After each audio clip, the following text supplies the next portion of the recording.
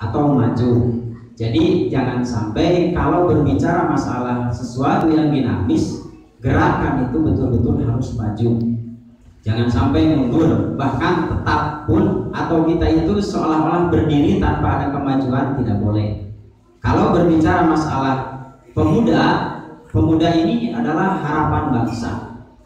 Artinya bahwa rijalul ghad, gitu ya. Artinya subhanul yaum rijalul ghad. Pemuda masa kini adalah pemimpin yang akan datang. Karena Soekarno mengatakan juga, berilah aku 10 pemuda maka aku akan goncangkan dunia. Artinya bukan 1000 pemuda, bukan 100.000 pemuda. Itu dengan 10 pemuda bisa untuk mengguncangkan dunia. Artinya pemuda di sini adalah betul-betul jiwanya jiwa muda. Ada istilah mengatakan saur bahasa sepuh ka urang, jang anjeun teh meskipun budak keneh tapi ulah kubudakeun. Atuh sakituna kolot oge ulah kolot kubudakeun. Mun tiasa mah nyaeta budak kudu kolotkeun. Artinya kita bisa simpulkan bahwa kata-kata itu adalah berguna untuk siapa? Untuk kita sebagai jiwa muda. Artinya jiwa muda siap untuk menjadi kader. Kader apa? Baik kader untuk misalnya organisasi atau misalnya kader untuk sekalipun bangsa. Karena bangsa hari ini juga sama membutuhkan kita. Tapi kalau berbicara masalah kita yang ada dibutuhkan oleh bangsa itu, bangsa sebetulnya tidak membutuhkan orang-orang yang memang tidak betul-betul mengharapkan negara. Kalau kita posisinya ada dalam negara dan juga mengakui negara, bahkan saya sedikitnya ada orang itu di sebelah kidul gitu ya, di paling kidul ada oknum yang bertanya kepada masyarakat yang awam, yaitu pertanyaannya sederhana. Dengan dia itu dalilnya yang pertama adalah bagusan mana Al-Quran dengan Pancasila. Ini pertanyaannya yang hebat.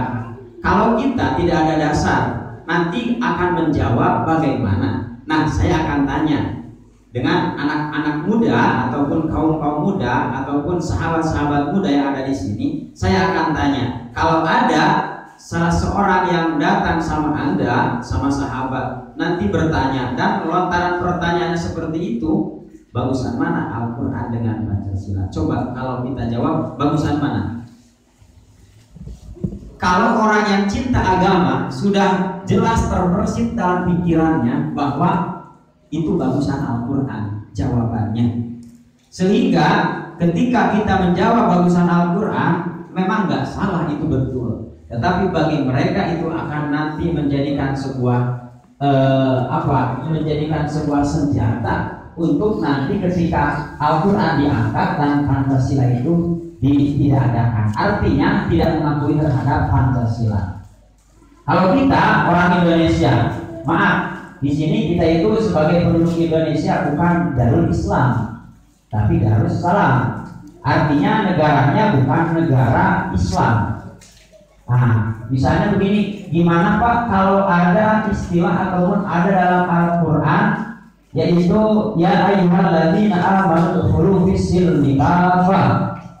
Betul kan? Betul. Tetapi konteks dari kafah tersebut bukan berarti Indonesia ditidakadakan, NKRI ditidakadakan, Pancasila ditidakadakan, Negara Kesatuan Republik Indonesia atau misalnya Undang-Undang Dasar 1945 itu ditidakadakan. Tidak seperti itu.